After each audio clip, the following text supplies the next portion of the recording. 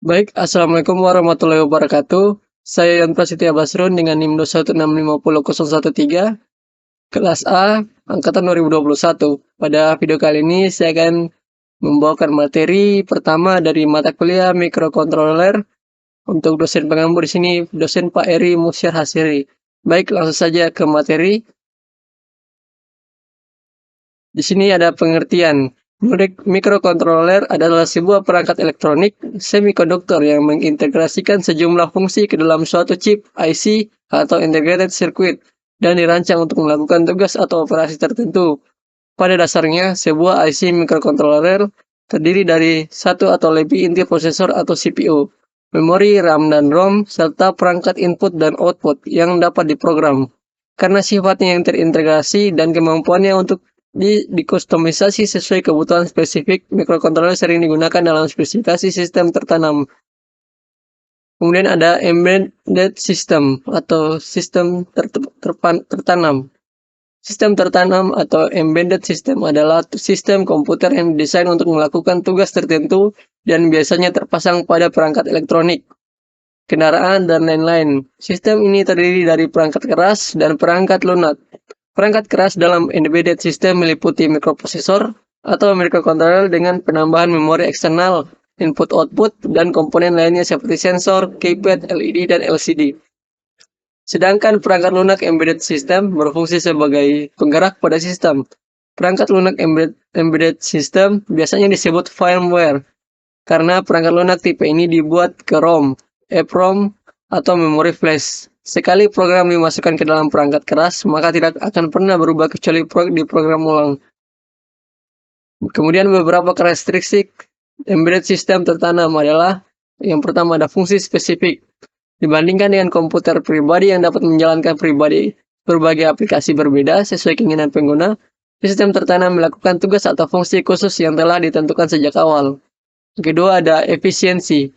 Biasanya dirancang untuk mengoptimalkan pengguna sumber daya seperti memori dan daya. Oleh karena itu, banyak sistem tertanam yang memiliki daya rendah dan hemat energi. Kemudian yang ketiga ada real time. Banyak sistem tertanam harus merespon dalam waktu yang sangat singkat, sehingga seringkali berfungsi dalam mode real time.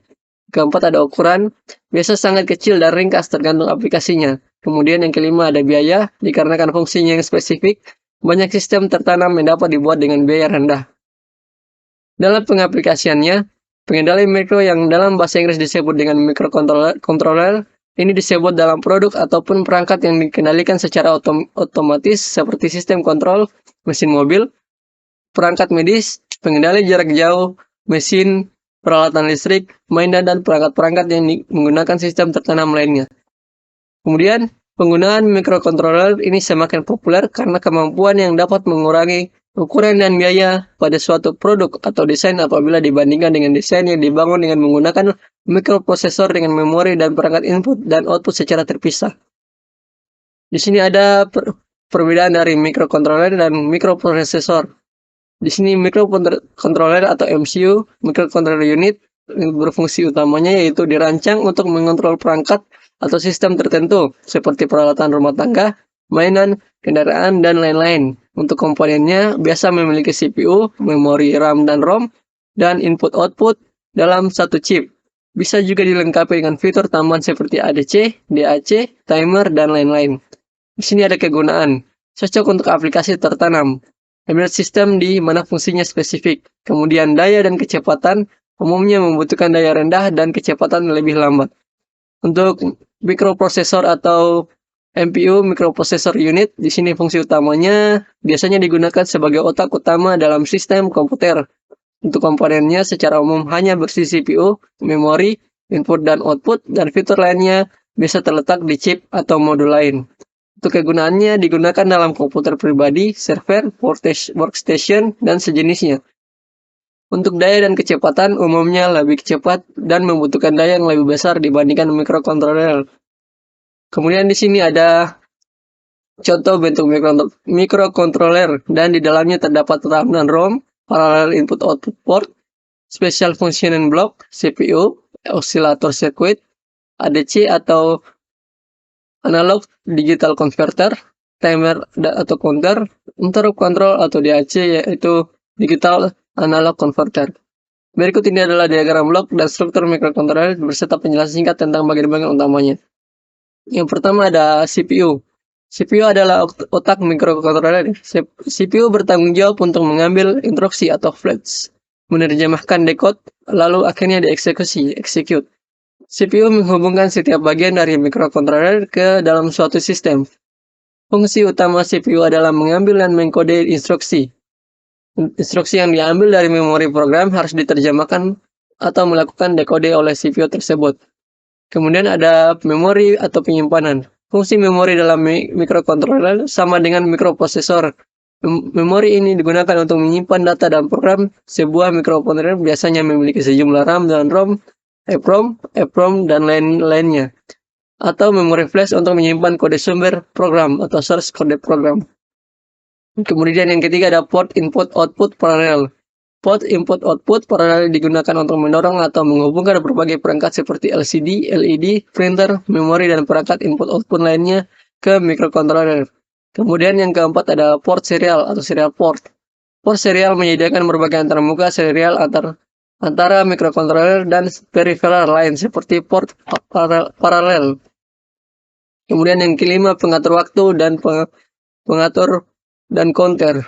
Timer dan counter adalah salah satu fungsi yang sangat berguna dari mikrokontroler. Mikrokontroler mungkin memiliki lebih dari satu timer dan counter. Pengatur waktu atau timer dan perhitungan counter menyediakan semua fungsi pengaturan waktu untuk perhitungan di dalam mikrokontroler. Operasi utama yang dilakukan di bagian ini adalah fungsi jam, modulasi, pembangkitan pulsa, pengukuran frekuensi, osilasi, dan lain sebagainya. Bagian ini juga dapat digunakan untuk menghitung pulsa eksternal. Kemudian yang keenam, analog to digital converter atau pengkonversi analog ke digital. Konverter ADC digunakan untuk mengubah sinyal analog ke bentuk digital. Sinyal input dalam konverter ini harus dalam bentuk analog, misalnya output dari sensor, sedangkan outputnya dalam bentuk digital. Output digital dapat digunakan untuk berbagai aplikasi digital seperti layar digital pada perangkat pengukuran. Yang ketujuh, digital to analog converter atau pengkonversi digital ke analog. DAC melakukan operasi konversi ADC. DAC mengubah sinyal dengan menjadi format analog. Ini biasanya digunakan untuk mengendalikan perangkat analog seperti motor DC dan lain sebagainya. Kemudian yang kedelapan ada control interrupsi atau interrupt control. Control interrupsi atau interrupt control digunakan untuk menyediakan interupsi atau penundaan untuk program kerja. Interrupt dapat berubah eksternal atau diaktifkan dengan menggunakan pin interrupt atau internal dengan menggunakan interupsi selama pemrograman. Kemudian yang kesembilan ada blok fungsi khusus atau special functioning block. Beberapa mikrokontroler yang dapat digunakan untuk beberapa aplikasi khusus misalnya sistem robotik. Pengontrol ini memiliki beberapa port tambahan untuk melakukan operasi khusus tersebut yang umumnya dinamakan dengan blok fungsi khusus. Kemudian perbedaan mikroprosesor. Mikroprosesor dan mikrokontroler dan mikroprosesor adalah dua komponen elektronik yang memiliki fungsi dasar yang sama, yaitu memproses informasi, namun keduanya memiliki tujuan, fungsi, dan fitur berbeda. Keunggulan dan kelemahan mikrokontroler. Di sini ada mikrokontroler bertindak sebagai mikrokomputer tanpa harus adanya komponen digital tambahan lainnya. Dapat mengurangi biaya dan ukuran sistem karena integrasi yang lengkap dalam sebuah mikrokontroler. Penggunaan mikrokontroler sederhana dan mudah untuk memecahkan masalah dan pemeliharaan sistem. Dan sebagian besar pin dapat diprogram oleh pengguna untuk melakukan berbagai fungsi. Kemudian mudah menghubungkan port RAM, ROM, dan input-output tambahan. Kemudian waktu yang diperlukan untuk melakukan operasi rendah.